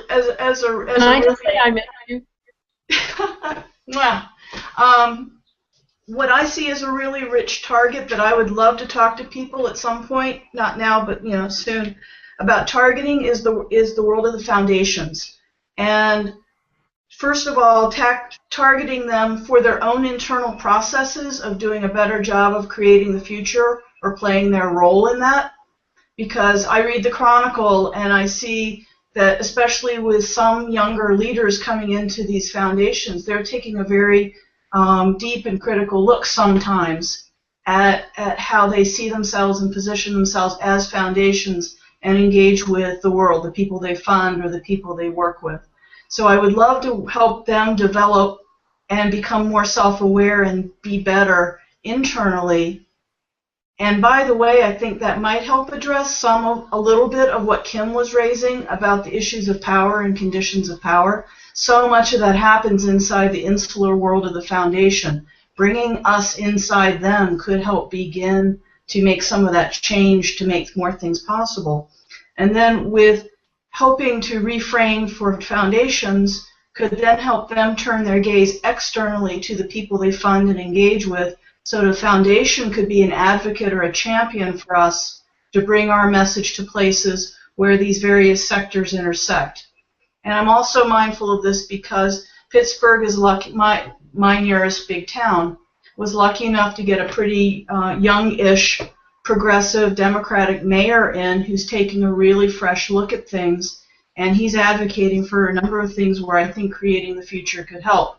So that looking at some of the political influencers or elected officials in conjunction with some of the foundations, especially the big and influential ones, as conveners for the things that we want to do would be really great. But the idea is, like, take the fight inside the foundation, and then make that a leveraging point for them looking outward to the framework of relationships that they operate in. So that's what I'd like to help do. And very concretely, Hildy, I think that the curriculum for creating that kind of facilitation, whether it's envisioning our role more effectively as a foundation, or how can we talk more openly and effectively with the people we already fund, want to fund, or just want to play with, could be a very, you could do it and frame it with your principles so that and forgive me if I'm oversimplifying, but it almost doesn't matter where they are on the continuum as long as they're inviting creating the future in. And so that role of facilitation, rather than teaching, that role of facilitation, we can help foster that awareness that almost unbeknownst to them, they'd be moving along we can help them move along the curriculum, along the continuum at least one step, or at least begin that conversation. So I see that you can tell I'm really excited about it, and I want to roll up my sleeves and help you figure out what targeting some of these folks would look like, and how we could design it for creating the future, and with us there to carry the standard for you. There. Sorry, that was more than 90 seconds. Thank you very much. No, those were a fabulous 90 seconds, and what I was doing as you were talking about it was realizing that you could substitute government offices and corporations for the exact same thing that you're talking about, and that really is the focus along the continuum. I can't wait for you to take the class, by the way. Being brand new, Jocelyn hasn't taken the full continuum class yet. We do talk about it in immersion now, but she hasn't taken the full. That focus internally is where folks tend to start their conversation, and then they move into the bigger thinking. But as you were talking, it's the same thing with government offices. It's the same thing with corporations. Yeah. Trey, I would love to know what's popping as you've been thinking about this, because you've been not involved in these conversations for a while, and I would love to just hear what you're thinking. Wow. Let me just start by saying wow. First thought right off the bat is how much of a privilege it is to be sitting in this group. The depth of thought and feeling and transparency is really honoring. I have a few things that come to mind, and I don't even know where to start. But I would say one of the things that keeps coming up for me is the difference between teaching and educating. And that these words come from different roots. One comes from Greek, one comes from Latin. To educate means to draw out. To teach means to layer upon. And a good facilitator will know how to do both. And there's an experiential level, there's a new knowledge gaining level, there is a level of spirit, there is a level of mind, there's a level of body. And by virtue of the fact that we even perceive of a power struggle, just think about the words that we're using, power and struggle. Not to say that they don't exist, because they do. And they can hurt. And And we've all been there. And my heart goes out to Kim. On the other side of the equation is the excitement that I feel, the optimism and the enthusiasm, because in the arena where I'm finding myself playing, and it is an arena very much that has found me, it's not like I've gone out seeking it, is the shift of consciousness that is occurring within the business sector and how they want to play differently. They want to play differently philanthropically. They use words like community and cooperation, and they genuinely want to play in that sandbox. They're still finding their way, because they, much like every single one of us, are dealing with structures that have been previously not as life-affirming. And so, you know, it's from that space that the willingness of each person here to, as Justin called it, is the unpacking, which may or may not be a word that, you know, you guys have been using with Creating the Future, but I heard him say it, so I'm just mirroring back what I heard from him. Is that unpacking is why we're here, and it's the precursor or the precondition to the precondition to the precondition of the condition in such a way that we can really explore and create the environment. It's not about us finding the solutions. And I'm just excited about being part of the creating of that environment where every single one of us can hone in on where we stand as individuals, and where we stand as individuals within the context of a bigger picture. I know I'm waxing poetic, but I just really am grateful. I'm just feeling gratitude, and I'm glad to be here. I'm glad you're here.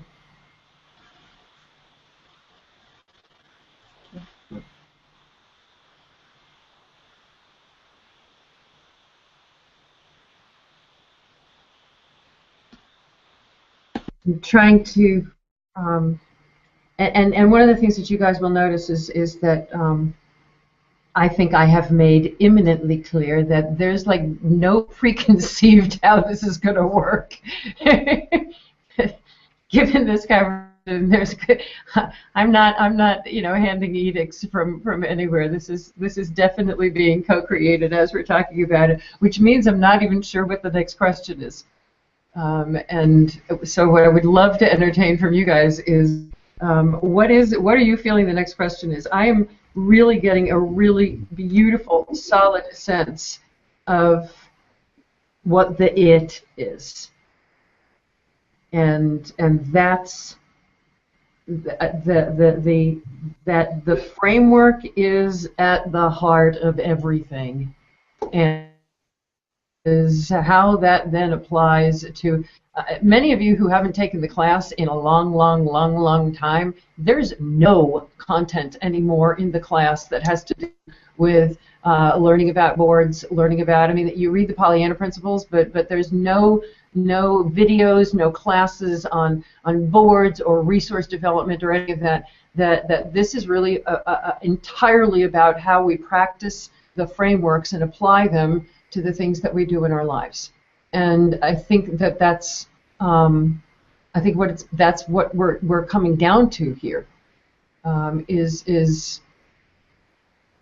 so then what would it take for that to happen? If we have an education program that is all around foundations, corporations, government offices, whomever, all around teaching how catalytic thinking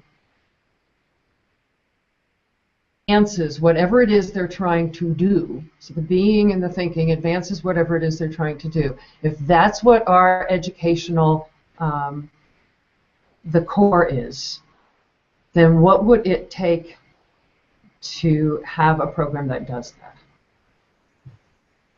And if you've got a better question, I'll take it. Well, I think we actually have to go back up a level, which is we need to know what that looks like. What does it look like for an individual to use the catalytic thinking and framework in their day-to-day lives? What does that really mean? Because I really want to honor this issue of dissonance, because if that's what we struggle with as people who really try to, that's what I struggle with as a person trying to do this and be this, we need to understand that so that we can then we can think about the kind of it that allows people to do that and hold that space. And so I that's where I'm feeling like there's something about being able to move on the continuum. There's something about being able to comprehend and understand the semantic structure, applicability of the framework and the ideas that still needs a little bit more fleshing. Justin, as you're saying, that, what comes to my mind is it's about the people, not the thing. So it's about the people, not about their structural position. And I'm thinking about it in the context of power, and I'm thinking in the context of that you're really addressing the individuals and how they feel, and how this can meet their goals. I don't know if goals is even the right word here. Having them feel differently about the work that they're doing, and then ultimately the work that wherever they are, their foundation, their corporation, their school, but I'm thinking about it in that context, that I'm seeing it as addressing the individuals, which is sort of what is what you're saying. At least I think it is.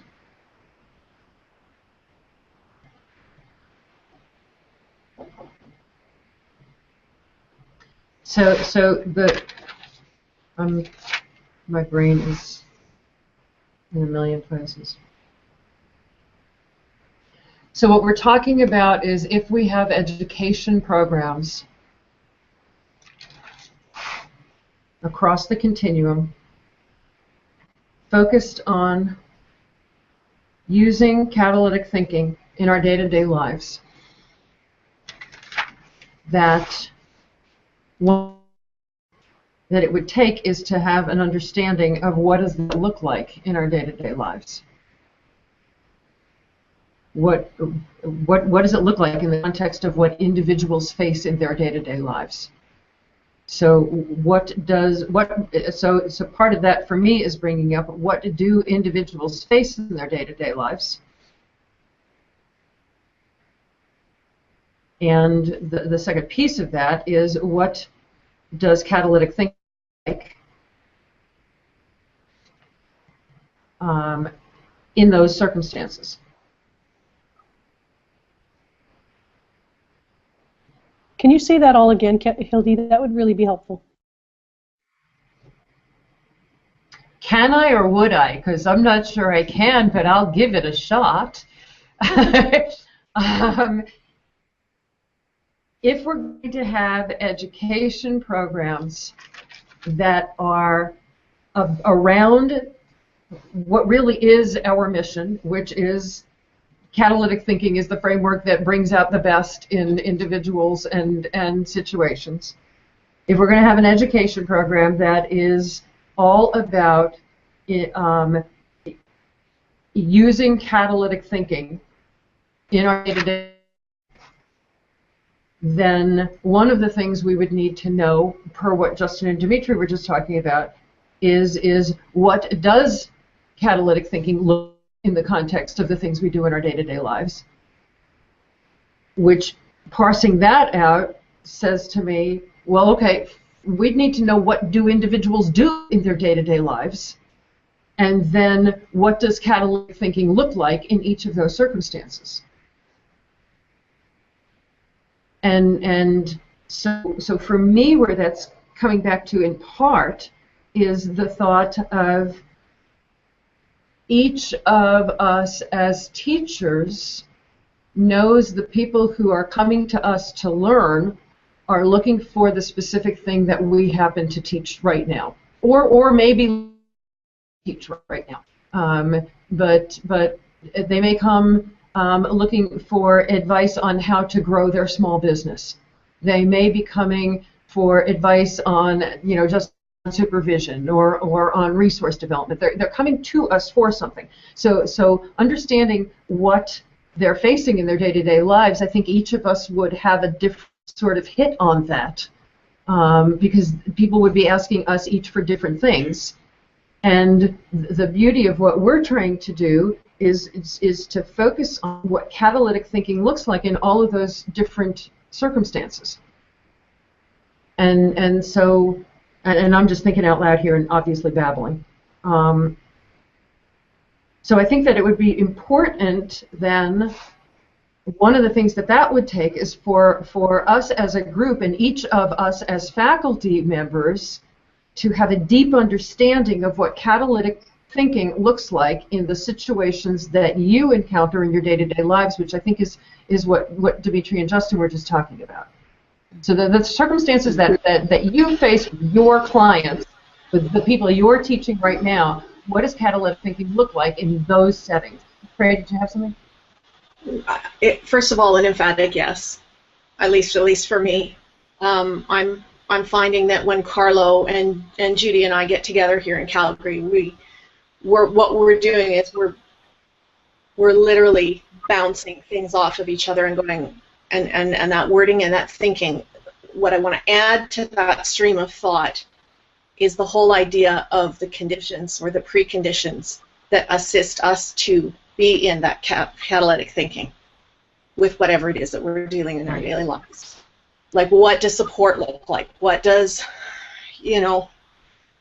my head's in a chaos. How do I get it out of chaos? How, just the things that like that. Because sometimes we find that when we're having conversation and just being sounding boards for each other, that it becomes less and less and less about the thing that we are navigating, whether it's a family crisis or whatever, and it becomes more about how are we engaging in self-care? How are we gifting ourselves both the need to release, the need to ground, the need to feel connected to something or involved, the need to feel solace and quiet, and all those dynamics of being, and that's what allows us to be in those vulnerable places and still stand in our strength at the same time.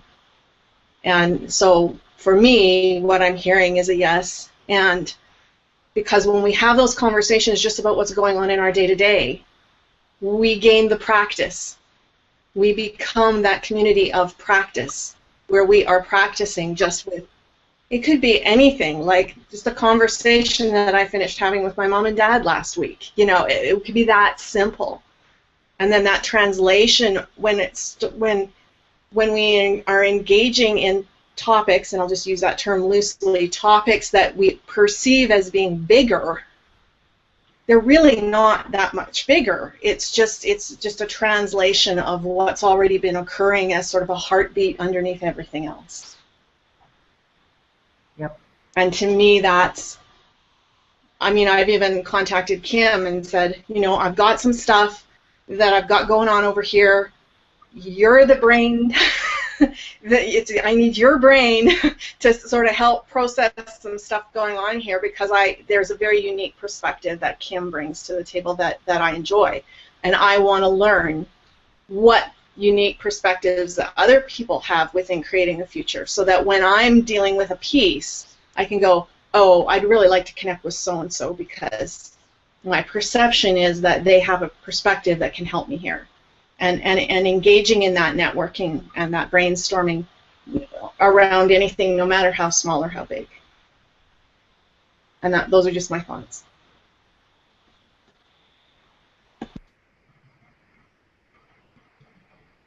Two things that are popping for me, and I can't believe it's time for us to go. And I'm so grateful to all of you guys, because this is yeah, it's been living as a big blob in my head.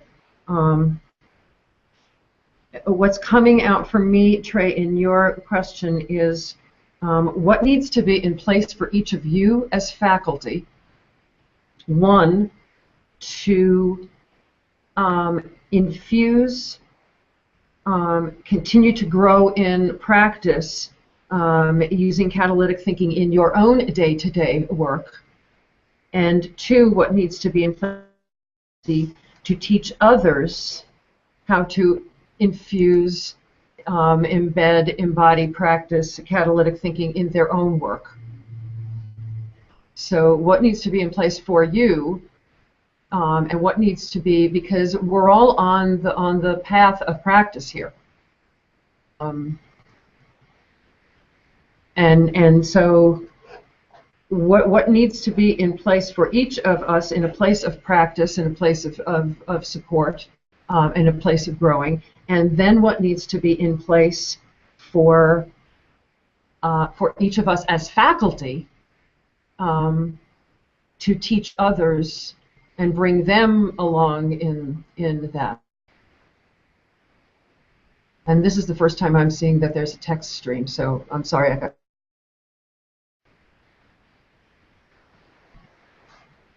Does that seem like a jumping off point for next time? What needs to be in place for you guys as faculty to have a place of practice for yourselves as you're deepening your practice? Because a part of what we said years ago, 2 years ago when we started talking about this, is that being faculty, and calling it that just for lack of something else, is really just being on the path, is deeply practicing and sharing what we're practicing and sharing what we're learning with others who are at different points along the path as well. And so that piece about how do we practice together, what does it take, what would it need to be in place for you as faculty to be more comfortable in, more practiced in, maybe pushing yourself outside of being comfortable in, using catalytic thinking in your own work, and then B, what needs to be in place for you as faculty to teach that to others. Does that feel like a place to start next time? And if not, I'm ripe for whatever you guys think would be better. I'm noticing that there are, excuse me, there's probably value in a bit of sharing, as Rebecca has just mentioned about those personal stories. We have a listserv that is just for this group, and maybe it would be useful to use our time between now and the next time we get together to share some of those stories. You know, think or reflect for a moment on one or two examples of where you found yourself personally making use of or applying or living or being this framework, and what happened. What was it? What was it like? What was the situation? What came out of it? As Rebecca is describing it, sharing how the framework plays out in conversations with people and its results. And you were talking about the conversation with your parents, Trey. You know, and I mean, I'm just thinking about that in the context of what Gail just saying. Yeah. I also want to share something that Jane mentioned over in the text, and I think it's really important, and I want to get it into the conversation here. The fact that the past three, certainly, starting Justin and Lisa and Rebecca with your class in October of 2013, very, very consistent language around the framework. And talking about this as a catalytic thinking, catalytic framework, that is a big piece of what has evolved over time. Is that it really has gelled to be not about the stuff but about the people. not about the stuff, but really about the framework. And I just want to acknowledge that into the conversation. So and we had talked about basically, taking that additional information or that changing perspective or whatever, right, and providing a way so that folks who were part of the immersion process previously can. Well, and I catch think up. that's part of the question of what needs to be in place for you as faculty. I think that's a big piece of what to jump on next time.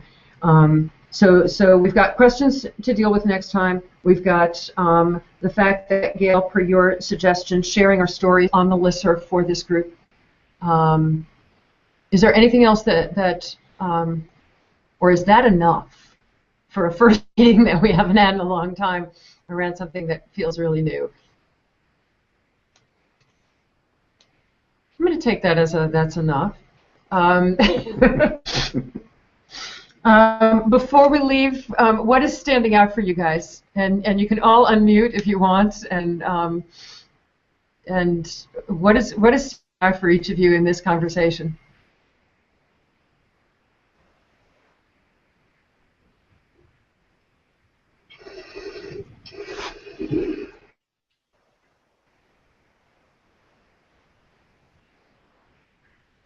To build on what I said in the chat thing, the whole idea of using the catalytic framework to do this in this area, in this part of our lives, and whatever.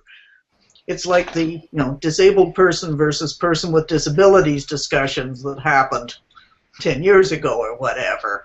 What comes first? What do we see first? What we see first is the framework, which I admit don't feel fully up to date on because of not having been at a session lately.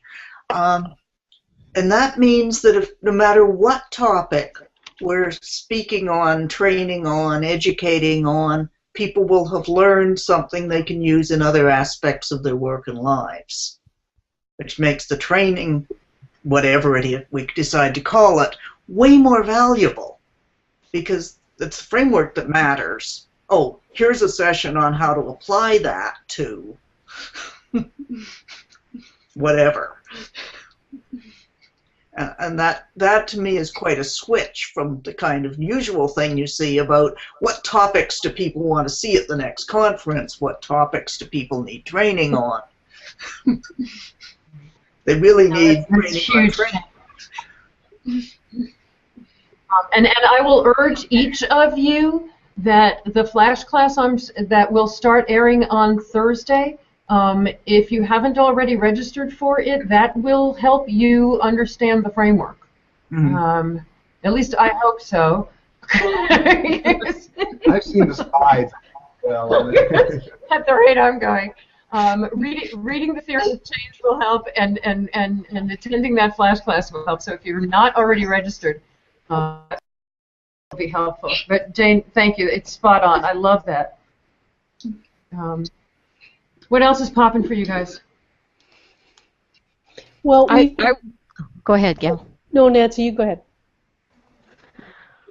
I was so struck by the idea of how do we understand what individuals are facing in their daily lives and what catalytic thinking would look like in that setting. I'm in a management class right now in school, and the professor's trying really hard to infuse being into how you be as a supervisor, how you be as a leader, and my classmates are struggling they've never seen that in real life. So how do you teach being to someone who's never experienced it and for whom they can't connect with it at all? So that whole piece of discussion resonated with me so deeply because that's a lot of the people who are going to be out there that we're going to be teaching. And how do you, if we don't deeply understand what catalytic thinking looks like on a day-to-day basis, how can we help them be able to see and experience that?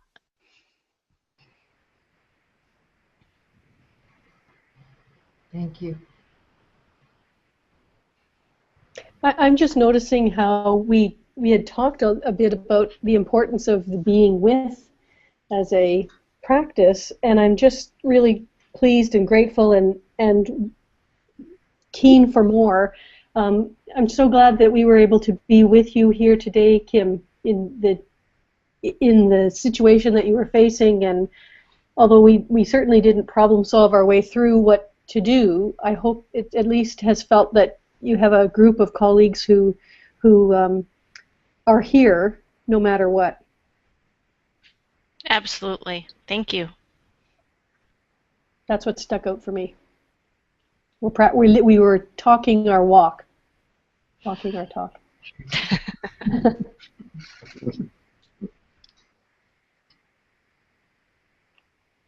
What else? I think that's what stood out for me too. Kind of what Gail just said, that there are a group of us here that care so deeply about this, and we value what it brings to our lives and what we've seen it bring to others, that we want to work together to come up with ways to effectively infuse that into more of what we do and be. So just being part of the group is what struck me more than anything today.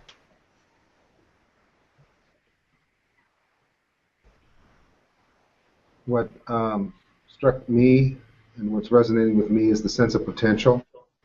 And I feel just a really positive potential by just hearing all the different ways that you're thinking about this in terms of your practice, your communities, that it just strikes me how powerful this is and what potential there is, and so that I leave with potential out of this. It's just amazing potential. Mm-hmm.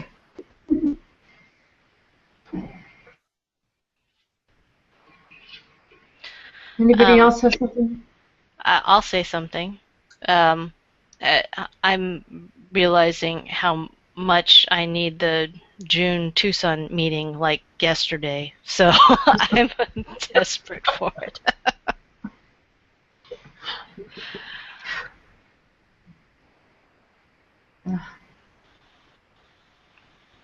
I'll jump in. Yeah, I was actually thinking that, Kim, as you were talking, I was like, come.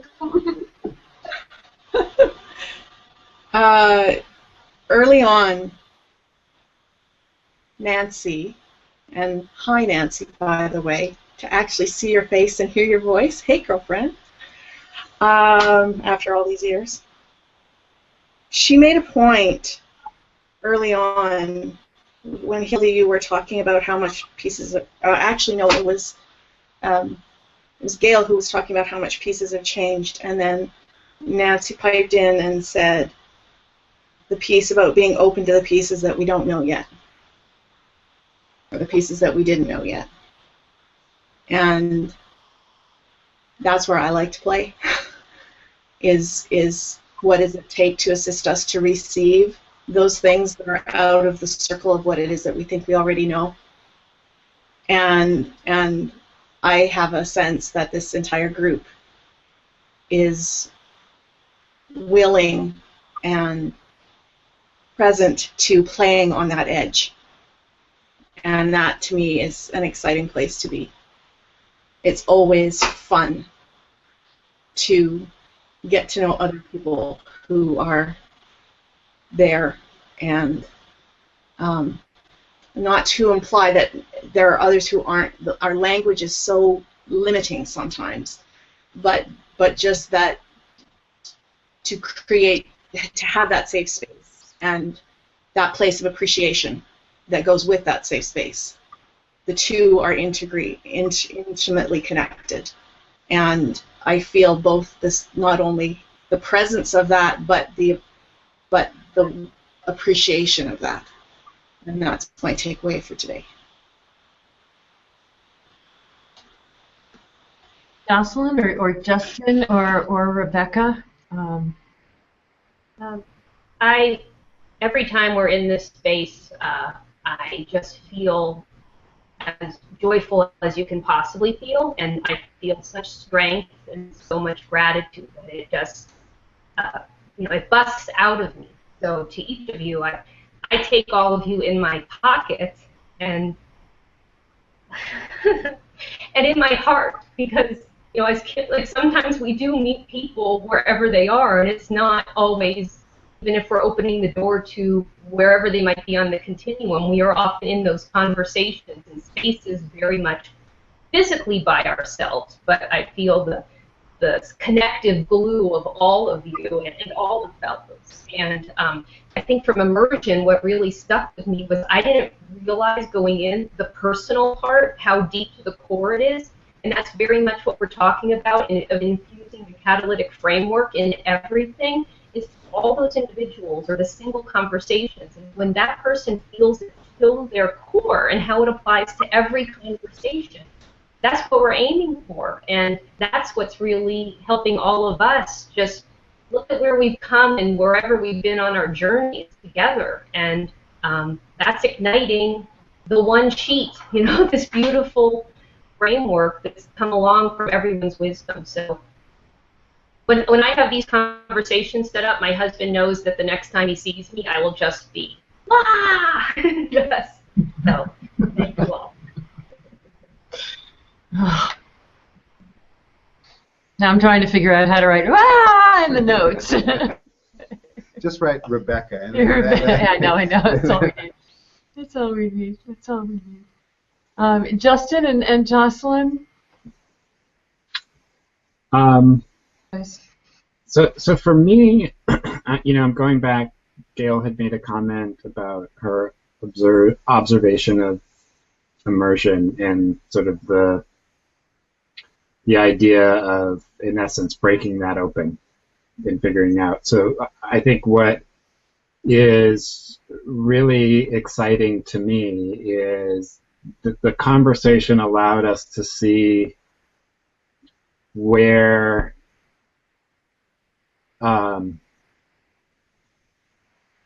that intersection is, like where these pieces that come out of immersion, being able to, I don't even know how I'm going to say this correctly, but the idea that these ideas can be pulled out of that and embedded into more day-to-day, more routine, more mundane, more simpler pieces is really exciting to me, knowing that there is still a place to immerse in this and to think about how to, infuse your life with it, but that there's also a point of contact that can happen, and that we're focusing actually on that. The education, the teaching is finding the point of contact where the framework can be applied to someone's reality. Whether that's topical, whether that's emotional, whatever it is. And I think I'm really excited to be, having heard the conversation, be so explicit about the challenges that point represents for people, whether it is Kim's example or Trey talking about the sense of support that's there, but all of those feelings are so clearly what we have the potential to focus on and to build whatever this is around. That really excites me because I think, while challenging, it's very simple. My challenge is to stop you from saying the word challenge. It's what we need to do. Work we need. It's no fun. It is definitely work. Okay. Is it a feature? Is it a bug or a feature? Jocelyn, what's standing out for you in the conversation? I appreciate just the variety of interaction with the whole concept, that some of us range sort of from the pragmatic to the more philosophical and everything in between. So my systems person is fighting with my inner Dalai Lama right now, just trying to get excited and ramped up for this. So I appreciate the opportunity to share my ideas and my enthusiasm, and you all were very patient with me. I appreciate that.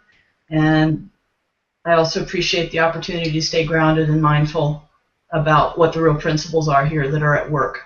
You know, it's not just about going out and teaching or facilitating. It's about being. So that's just a really good and rich reminder, and I appreciate getting to see more faces today. Oh, I swear to God, she's so good with those Post-it notes. It's like you should be on YouTube with Post-it notes.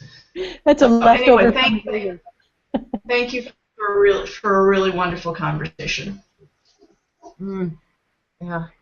So glad you're part of this, Me Jocelyn. too. Me so glad too. you're part of this.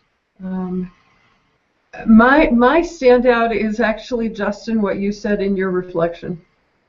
I've been trying so hard to wrap my arms around. This stuff is big. You know, this stuff is really, really big, and my brain never shuts off, and I'm constantly grappling with what is this, and how do we articulate it, and how do we, and the grappling we just did today is so like a million miles forward. I'm just so grateful for it, and what you said, Justin, your summation, in your closing argument, the education is the point of contact where the framework touches people's reality. And it's like, yeah, okay, done. Now I just need a cigarette.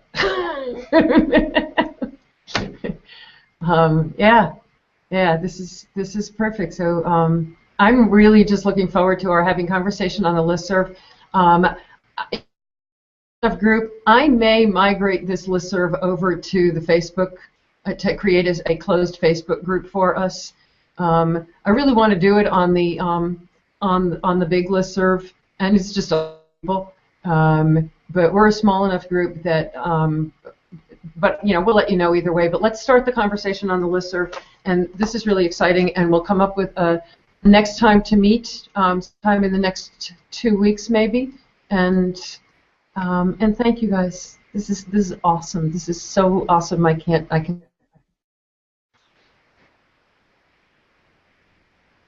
Bye bye everybody. Great family. Thank you all.